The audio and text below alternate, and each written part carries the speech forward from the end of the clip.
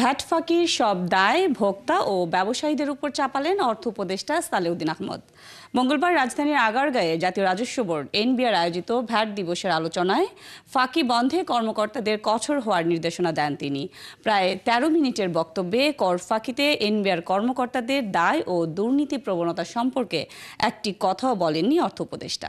আরও জানাচ্ছেন রুহুল আমিন।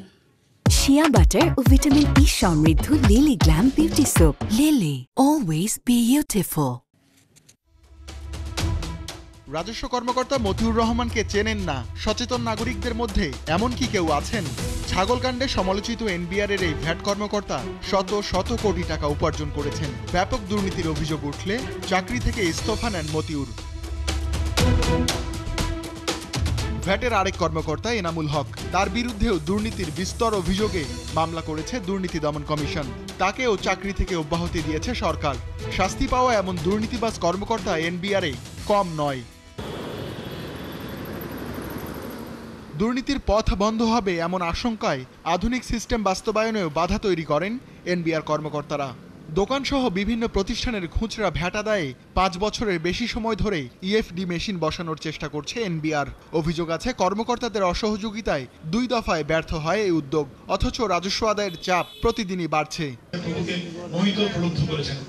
এমন প্রেক্ষাপটে পালিত হচ্ছে ভ্যাট দিবস। সচেতনতা বাড়াতে এনবিআরের এই সেমিনার। অর্থ উপদেষ্টা তার বক্তব্যে ঘুরে ফিরে করদাতা ও ব্যবসায়ীদের ভ্যাট ফাঁকিদের মানসিকতার সমালোচনা করেন। তবে এনবিআরকে দুর্নীতি কমাতে একটি শব্দও উচ্চারণ করেননি।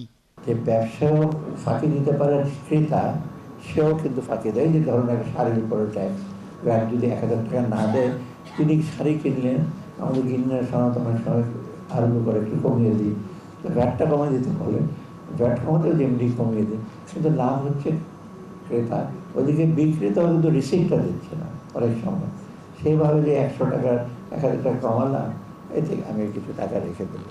সরকারের কালেক্টিং এজেন্ট হিসেবে ব্যবসায়ীগণ দায়িত্ব পালন করেন এবং আমরা সত্যি কথা বলতে গেলে এই দায়িত্ব পালনে ব্যাপক ঘাটতি আমরা দেখতে পাচ্ছি। আমরা প্রতিনিয়তই দেখি যে অনেকেই এমনও হয় যে জিজ্ঞেস করে আপনি কি ক্যাশ দিবেন নাকি আপনি কার্ডে দিবেন। যখনই বলবেন কার্ডে দিবেন, বলবেন যে আমরা কার্ডে নেই না। আলোচনার মঞ্চে জায়গা পাননি কোনো করদাতা কিংবা ব্যবসায়ী নেতা। ব্যবসায়ী প্রতিনিধি হিসেবে মঞ্চে ছিলেন এফবিসিসিআই এর প্রশাসক। দর্শক সারিতে উপস্থিত থাকা দুজন ব্যবসায়ী নেতা সংক্ষিপ্ত বক্তব্যে সবাইকে কর্তব্য পালনে সচেতন হওয়ার আহ্বান জানান। ভ্যাটের ক্ষেত্রে জাপানে 1%ও ফাঁকি দেওয়ার কোনো উপায় নেই। রাস্তার পাশে যদি আপনি একটা খাবার খান, সেখানেও কিন্তু ভ্যাট ফাঁকির কোনো সিস্টেম নাই।